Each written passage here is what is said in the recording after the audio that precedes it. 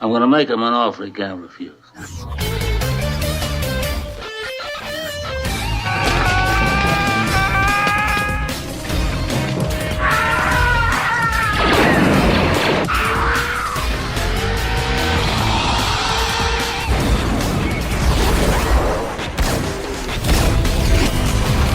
The more you talk, the harder I want to hit you. I'm happy because of being here today. Fuck you.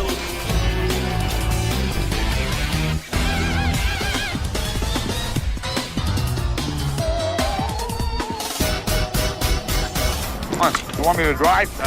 You're supposed to be suicidal, remember? I'll Anybody drive. a drive? Get in the car.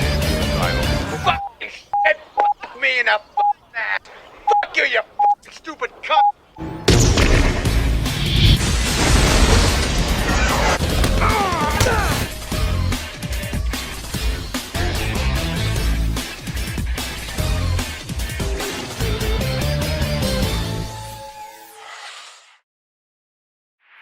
Hey everyone, it's Don G. Corleone here, and I am here with a brand new movie review. And this review is going to be for 2007 Superbad, directed by Greg Motella. And another review that I've been wanting to do for quite a while, because this is a film that's been a big part of my teen years. Very iconic film, and it's easily one of the best comedy films of all time. I'm excited to talk about this one. So what is the plot of Superbad?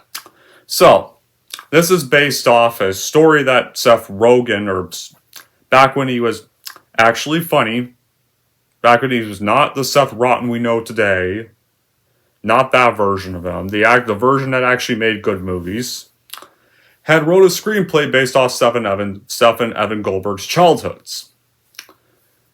And basically the plot of this one is Seth and Evan are best friends, inseparable, and navigate the last weeks of high school. They're usually shunned by all the popular kids, and Seth and Evan luck into an invitation to a party and spend a long day with the help of their nerdy friend Fogel that's trying to score enough alcohol to lubricate the party and inebriate two girls, with Fogel's fake ID that's called McElevin. They want to inebriate two girls, Jules and Becca. Seth has a crush on Jules, and Evan is in a relationship with Becca. And they can kickstart their sex lives and go off to college with a summer full of experience and new skills. Their quest is complicated because of Fogel's falling with two inept cops who both slow and assist the plan. If they do get the liquor to the party, what then? Is sex only rite of passage at hand? Yeah, so as for my reaction to Superbad, it's another movie I've been waiting to review because here's the thing.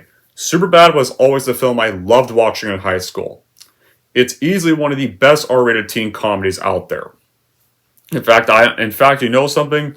I honestly think this movie's a lot better than American Pie in every aspect. I mean, American Pie is good, but American Pie just never stuck with me as much as this did at all. Because the thing is, Superbad is a vulgar movie, but the thing is though, Superbad actually does have a message in it. It actually has a bit of heart in it as well, about growing up, and I actually did like that. American Pie sometimes feels like it's kind of more about the vulgarity. This one kind of feels like more about the message. So how was Superbad made? Well, Seth Rogen and Evan Goldberg had wrote the script during their teenage years, and it's based on their experience in grade 12 at Point Grey Secondary School in Vancouver during the 90s.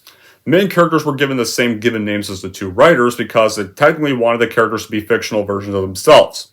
And Rogen was intended to play Seth, but because of his age, by then he was no longer a teenager by the time this had finally come out, and physical sizes got changed. And so Jonah Hill, at the time, who was a newcomer at the time, would go on to portray Seth.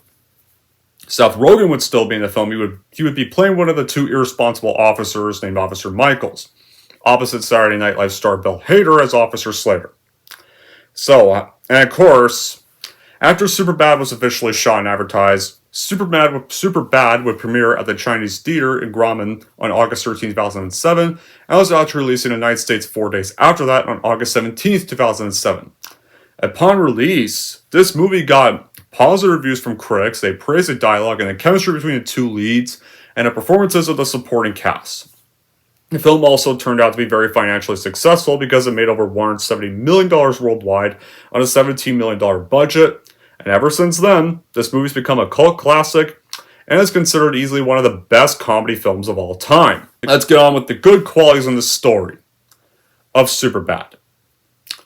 So, why make SUPERBAD so great is because SUPERBAD really looks, sounds, and feels like the 1970s, because of like the warm brows and orgies you see in the film, this grainy shot and film feel, and this killer funk soundtrack.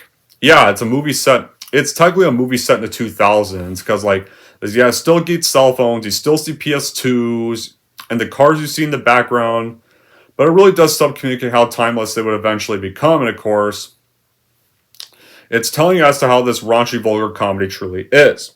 And it comes to our two leads in the film. Jonah Hill and Michael Cera's chemistry in this film is very unreal. They sound, act, and they even feel like actual friends, and like the thing. And that's the thing, though, like, they would briefly reunite again for This Is the End for a brief scene, but then that was about it. They never really did anything else together. Right there, and like these two are easily one of comedy cinema's best duos on screen. And they really balance off one another. And it calls back to this other aspect of the film. Like, it's very realistic as to how the teenagers look and act in the film. Like, this was back when all these actors were in their all these teen actors were in their, like, kind of mid-20s, but the teens actually look like seniors on the cusp of graduation, and they act realistically. And one thing American high school films really sometimes do get wrong is, like, the clique. Like, they're not really, like, rigid in films and TVs, like, when they're portrayed. Like, people do frequently talk to, hang out, befriend outside of the clique, and SUPERBAD really nails how high school is in a straightforward hierarchy. It's kind of a web of relationships. And it really does impact pop culture going forward with the inclusion of who was, at the time, also a newcomer when this came out, Crispin Plaza's McLovin, and easily the actor's most iconic role. They're like, he did some other roles, like, they didn't really come close to this role, to be fair. Like, I don't think anybody else could have played McLovin better than Christmas Platts did. And the key factor that really drives this movie well are, like, the characters. Like, back in high school, we obviously had people like Seth or Fogel or Evan, like, back in our high school years. Because sometimes some of us were kind of like them back then. And, like, each of the actors really portray the Bravo boys and make their insecurities over kind of dealing with the girls. So, how does this film start off? Well, our two lead characters, Seth and Evan, they are not popular in high school, but they've been best friends since childhood. They're going to go off to different colleges because Seth didn't get into Dartmouth, but Evan did. And so it begins with, like, Seth picking up Evan to go to school. And they're pretty much discussing their whole college plan. And Seth goes to park in the staff parking lot. And Evan's like, you should have parked there. Don't be such a dick, man. I gotta get a Red Bull for class. And that's pretty much once they get in there, they're, like, talking about, like, their futures. And it's like, Seth is, like, pretty much, like, shit talking about Evan's girlfriend, Becca, in a way, like, well, you'll find out exactly why in a little bit. She looked like she could will you get this for me? Like, because he's getting the Red Bull, but he's not going to pay for the Red Bull. He pretty much makes Evan pay for his Red Bull. It's like, it starts off pretty funny. Like, Seth is kind of an asshole when you first meet him, but he's not like an asshole that's so insufferable to watch you just don't like seeing him on screen. Seth, on the other hand, while he has bad qualities, he's actually a funny asshole. Because, in a way, he still has likable charm. And Jonah Hill does play him wonderfully well. And gives a very entertaining performance of the character. And so pretty much you find out that Seth is attracted to this girl named Jules, who has Emma Stone's first role. Like, the actress who would go on to play Gwen Stacy in Amazing Spider-Man would go on to win Oscars for La La Land, and, well, won Oscar for a bad film called Poor Things, which I think that film sucks. But it's one thing during home ec, and Seth's kind of complaining about his grades, and I cooked my terrible food, no offense. I don't get half the grades for the work, and when he's, like, cursing his speech, and there's only 5 minutes of high school, just give me a fucking break. I'm sorry for cursing. So he gets paired with Jules because her partner's not there, and, well, she invites him to a party at her house. Well, during the class even, like, Seth does these, like, sexual poses, and surprisingly, Jules does not notice either of them. Right there, like, Jules is actually a pretty likable love interest when you first meet her on screen. Because apparently kind of used all these, like, sexual slants because her brother called her once, and Then we meet our other protagonist, Fogel, with Seth and his dorky friend that plans to obtain this fake ID, and Seth promises to buy Jules alcohol. So, and then Evan runs his own love interest, Becca, and offers to get her alcohol as well, and you find out, like, you see this, like, little funny flashback when the three of them were at, I think they were at Evan's house in the basement, where they watched adult content on their computer, drank a few beers, crashed like Seth's parents' party, tried to get into nightclub, and got kicked out right away because they're underage. And then, of course, they're like, and then you see a bit more of their classes. They find out that the reason why Seth hates Becca is because, well, you get this scene where apparently in his childhood he drew these pictures of dicks, like this man dick, and he even excused his actions like, it's not even that big of a problem, it's something like 9% kids do, but whatever. And then one day, like, this person knocked over Seth's drawing. When Becca picked it up, she discovered the recent dick drawing he was working on that got him in trouble with the principal and his parents. He had to go see therapy. He got cut off from foods that were shaped like dicks. Basically, no hot dogs, no sub sandwiches, no popsicles. And apparently, according to Seth, you know how many foods are shaped like dicks? The best kinds. And then, of course, then you have a few more classes. Then eventually, then Fogel shows up with his fake ID. And apparently, it's named McLovin. And Seth doesn't like this. Like, it doesn't even have a first name. It says McLovin, or it was between that or Muhammad, or then like, and of course, like when Evan's kind of critiquing the ID as well, and then Fogel gives the iconic line, "I am McLovin," and then Seth responds, "No, no one's McLovin. No one's ever heard of McLovin because that's a dumb fucking fairy tale name. You fuck." And of course, he finds out that his car got towed because he parked in a staff parking lot.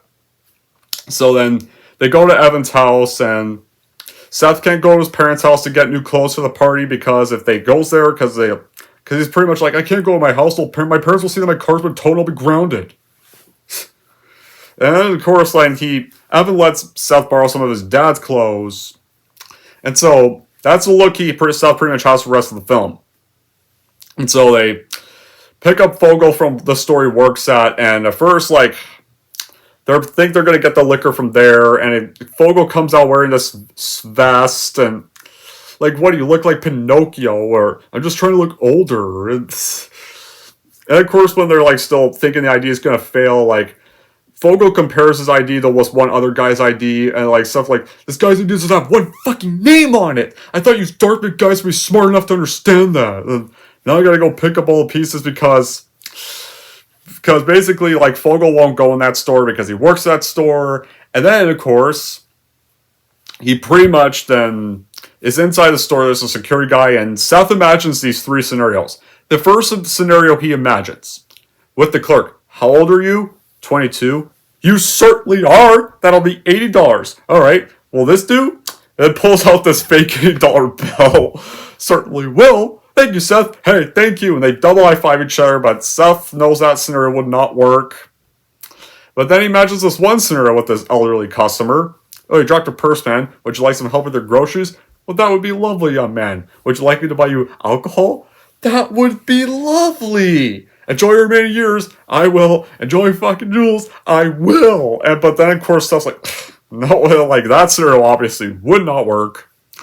So he tries to, like, pick up this one ball of alcohol, but imagines the security guard telling him, don't do it, kid, and he tries to throw it across, but the security guy catches it, then it hits the old lady in the head and stuff like, you fucking killed her, and of course the glass ball breaks, and of course, imagines himself being killed by a security guard. No! Like, security guard cutting his neck, and then it cuts him leaving the store. I was going to do it, but there's a security breach. You never would have done it. Let's go to the liquor store and watch your stupid ID get rejected. Yeah. So they have to go to a different store now. So Fogel then tries to buy the alcohol with his fake ID. And the clerk actually surprisingly falls for it. And it's about to ring up the transaction, but just as the alcohol is being packed up and before Fogel can pay for it, he gets knocked down by a robber.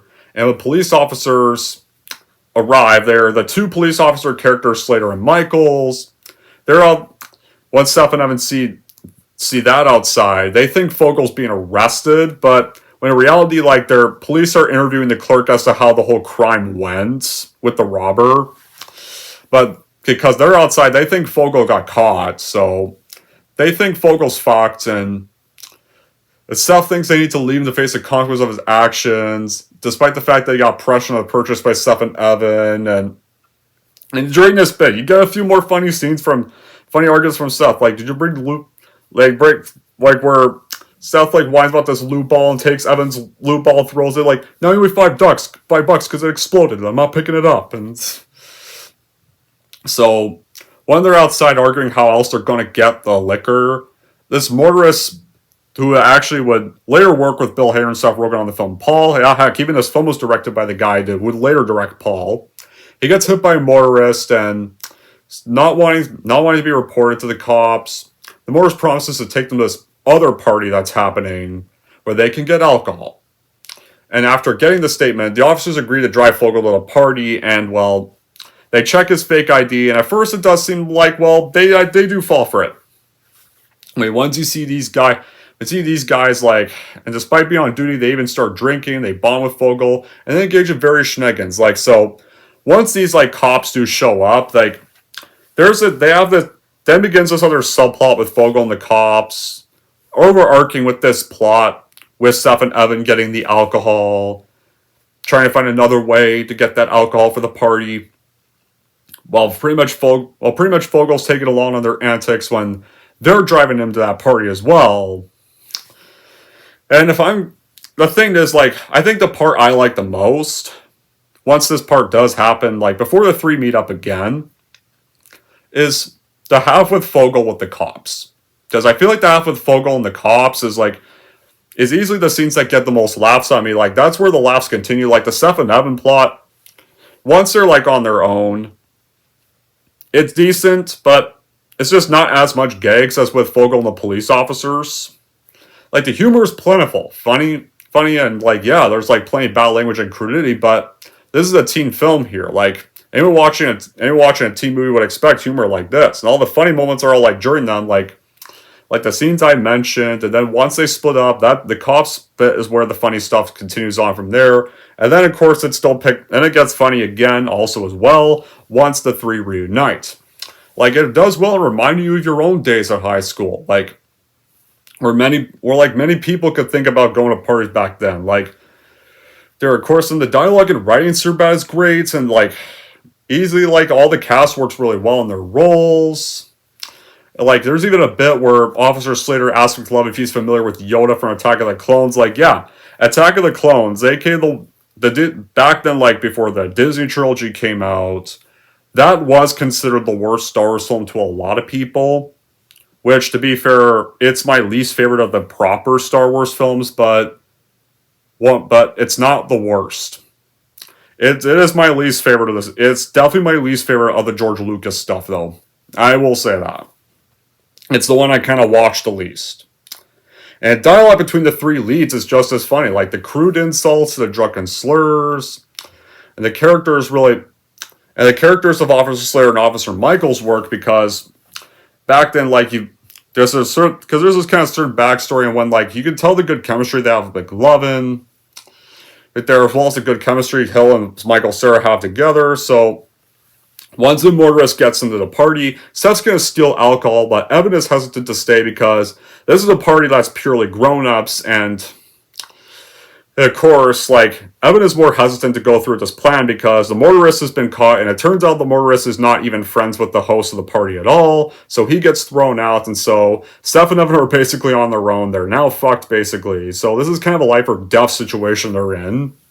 And that what makes Evan hesitant to stay, though, but then Evan gets mistaken for this other person. He's trapped in the room with a bunch of crazy guys that snort cocaine and force him to sing to These Eyes, and like, so Evan is, like, trying to leave, though, but Seth demands he stay so he can continue stealing the alcohol, but then Seth gets confused, like, into a dance with this drunk girl, and Seth dances with her and stains his leg with blood, and Seth gets confronted by the party host the same party host that kicked the motorist out for dancing with his fiance, and then tries to fight Seth as well. And the girl is mad about this, and so Seth and Evan manage to steal a bit of alcohol. Like, they hide some alcohol in this laundry detergent bottle, and they flee, and the police get called, and they escape.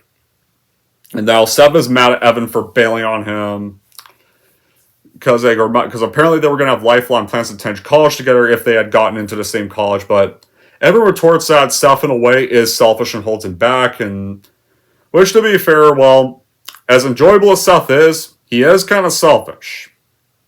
If you do kind of think about it, because it's clear that Jules kind of just wants him to buy the alcohol, not really want to bang him, really. It's kind of the thing.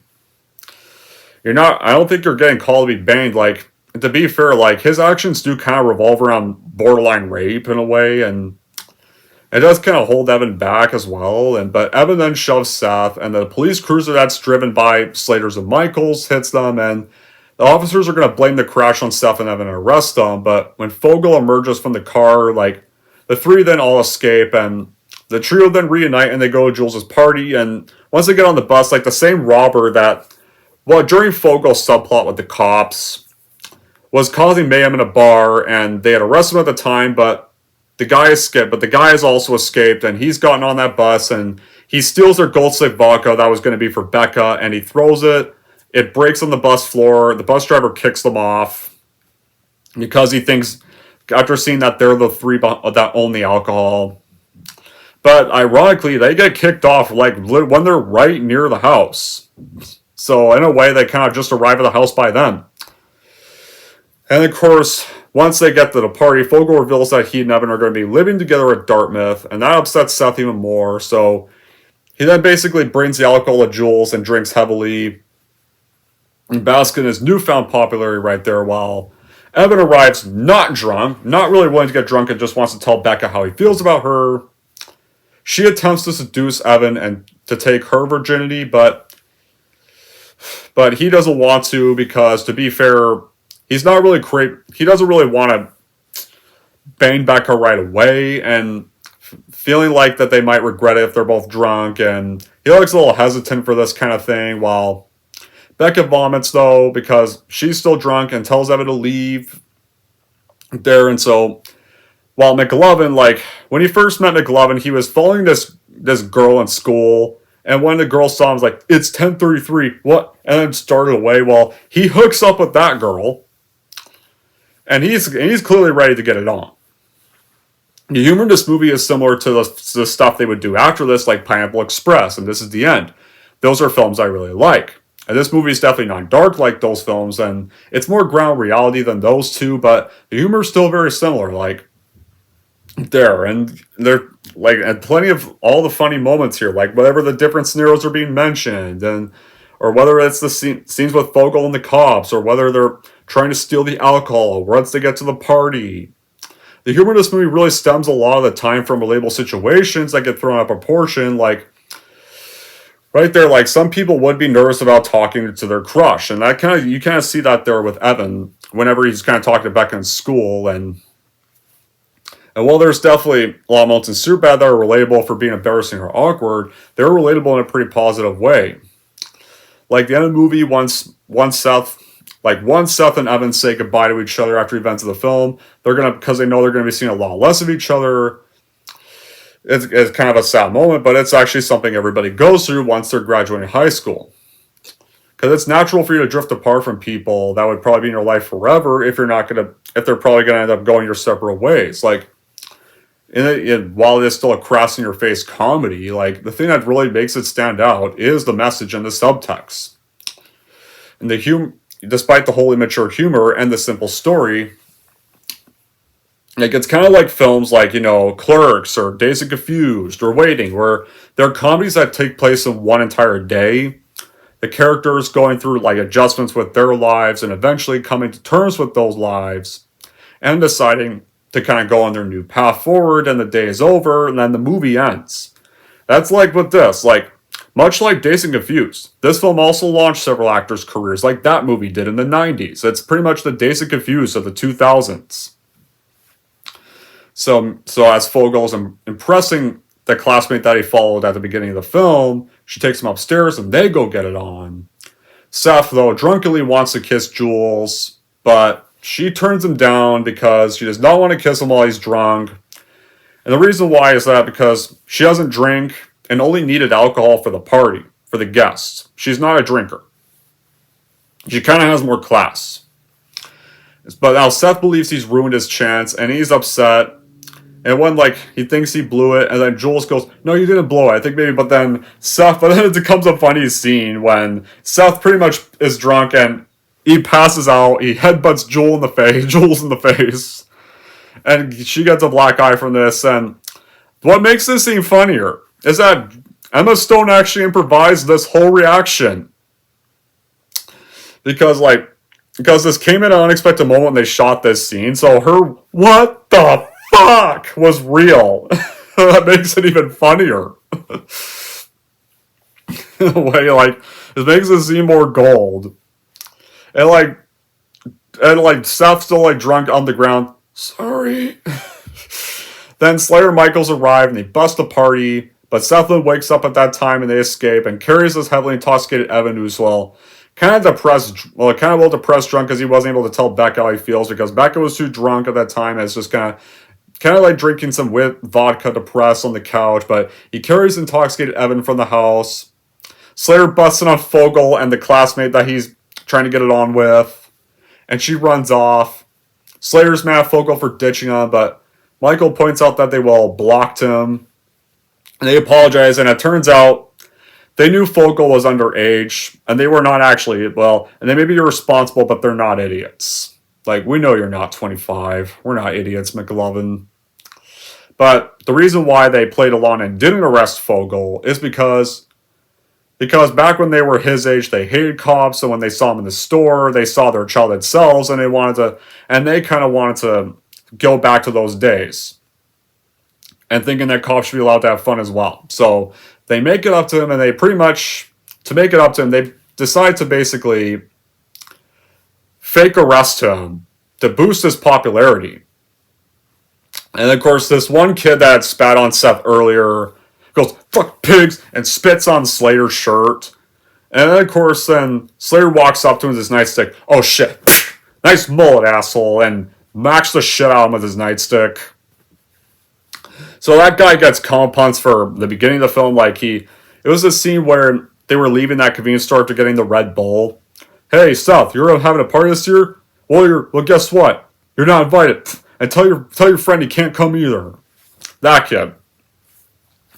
That kid spat on the cop's shirt, and he got beat up. So he gets his comeuppance. The cinematography and editing are seamlessly done. The dialogue, the acting ranging from hilarious to trifle over exaggerating. It really sticks with you on first time watch. And the script and storyline is very, very refreshing. And the film is very honest about itself. And language and explicitness gets pumped up to a high level. It depicts aspects of high school life well. The friendship between Seth and Evan feels real. It keeps the film from becoming full of sex jokes and drugs. It takes this negative stance on alcohol. Especially in the final scenes of the film, it shows the negativity of alcohol within minors. And of course, Evan's character has a conscience went out, and decides that a drunken night with the girl he has liked for years would kind of make things worse in the long run, though. In Seth's case, his quest to get a hot girl drunk is enough to make him popular. It's all of his crushing personal insecurity, not what he really wants to happen. And McLovin is redeemed by not being angry when his moment is interrupted, and learns that even cops that were kind of losers when they were kids in high school, and they can have fun too. And there'll be time, and there's always going to be a time later on for those kind of actions. So now you get on the finale. So after Fogel and the cops leave the house, they go destroy the police cruiser, and that's kind of the last you see of them in the movie. So because the rest of the film ends with Seth and Evan. So Seth sleeps over at Evan's. It reveals he had discovered weeks earlier that they were going to live together in college. And Evan actually admits that he doesn't want to share a room with Fogel, and is afraid to live with people he doesn't know. And they apologize to each other, reconcile while drunk in their sleeping bags, and it's also a funny moment, but also kind of a sweet moment as well. So then the next day, Seth and Evan go to a mall, and they run into Jules and Becca. Once they're getting clothes for graduation photos, they run into those two. Becca's there because she has to get a new comforter because she puked on that one. Jules is there because she has to get makeup for the black eye that Seth gave her the night before. Becca and Seth apologize for their drunk behavior, and they pair off with the girls, and Superbad terrifically ends. The two of them did share this look. The two of them sharing a look as they walk away from each other, and when Seth walks off with Jules, he like kind of quietly says to Evan, there, because kind of like know what he does say, and they go off with their crushes. They can finally be with their crushes, and it puts a smile on your face. And though they're drunk during a sleepover, they really share how much their friendship means to them. And Evan's afraid of being separated from Seth, and they do still get their crush in the end. Not kind of the way they hoped, but in a good way nonetheless. So it's kind of more bittersweet, happy-ish ending, and a more realistic ending of what we're going to go through once we graduate high school and go off to college. Sometimes we might not see childhood friends again. It is kind of reality. So now I don't have any bad qualities with the film. I think for me, easily, the problem is, like, after Fogel and the cops destroy the cruiser, we never really see the three again. And I kind of wish they showed what happened to them the next day. Like, what happened after that? What happened after they destroyed the cruiser? We never really see that happen. Like, I feel like that subplot doesn't really close off properly. I wish we kind of had I wish that subplot had an ending too. Like, I wish they showed what happened to Fogel afterwards. And I think the party at the guy's house that they're stealing alcohol from, that scene kind of does drag on for a bit of time. And the bit where Evan sings the song These Eyes is kind of cringe. And like the half when, like, once they're separate from Fogel, that half just doesn't feel all that refreshing. And like, I think like the cops bit with Fogel, like when it comes to those two subplots, I think the cops with Fogel gets more laughs than once Seth and Evan are on their own. But other than those, Superbad is a comedy gem masterpiece. So in the end, I would totally watch it by Superbad for your collection for sure, no doubt, because it is totally a comedy that should be seen if you're a high schooler and want to see a comedy that will stick with you for a while. Anyways, that's it for my view of Superbad, and we're not going Superbad. Here's how I'm going to rank this movie. So overall, if you want to see a comedy that you can relate to in your high school era, then Superbad is easily the perfect choice for you, so I would totally watch it by this movie for your collection for sure, no doubt. And if you're wondering how I'm going to rank Superbad, I'm going to give Superbad a damn 10 out of 10.